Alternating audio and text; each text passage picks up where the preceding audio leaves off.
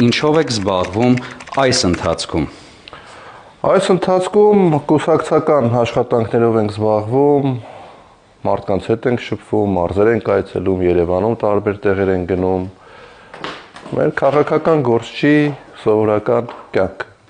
Ինչպիսին է մարդկանց տրամադրվածությունը եւ նախատրամադրվածությունը։ Հիասթափված են մարդիկ ցավոք սրտի, հույս չեն տեսնում վաղվա մեջ։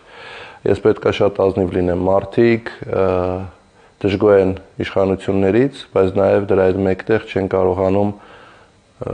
որոշեն, թե որ ուժը կամ որ անհատը կարող է իրենց պես աղետալի վիճակից հանեն։ Դրա համար ես կարծում եմ, որ մարդկանց հետ պետք է շատ խոսել, շատ լսել ու հասկանալ, թե իրականում մեր ժողովուրդը ինչ է ուզում։ Քաղաքական գործիչների պատկերացումները միշտ չէ, որ համապատասխանում են իրականությանը։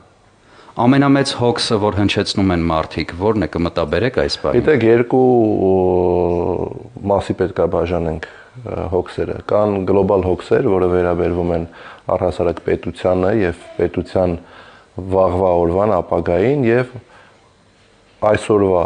հոգսեր, որը ամեն օր մարդկանց դուռը թակում է, սոցիալական խնդիրներ,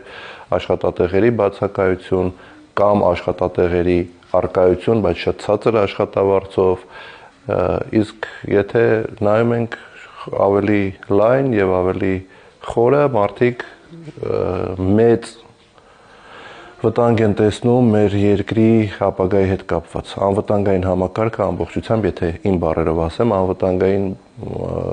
մեր ճարտարապետությունը ամբողջությամբ փլուզվել է եւ հիմա նոր անվտանգային խնդիրներ պետք է մենք կարողանանք լուծենք, կարգավորենք, որ մարդիկ կարողանան հանգիստ ապրել եւ իրենց կյանքը կառուցել։ Առանց երկարաժամկետ անվտանգային երաշխիքների որևէ բան լինել չի կարող։ Խոսքը արտաքին ուժերի մասին է, չէ՞։ Իհարկե արտաքին ուժերի, բայց ցավոք սրտի նաեւ ներքին ուժերի, ես չեմ ուզում ձեր հաղորդումը շատ քաղաքականացնեմ, բայց որտեւ եթե սկսենք հիմա քաղաքական գնահատականներ տալ, շատ ավելի խորը եւ ավելի սուր գնահատականներ կլինեն, ուստի թշնամին մնա թշնամի, կլինի դա ներքին թե արտաքին, մենք բոլորս պարտավոր ենք չեզոքացնել այդ թշնամու գործունեությունը եւ կառուցենք մեր երազած երկիրը։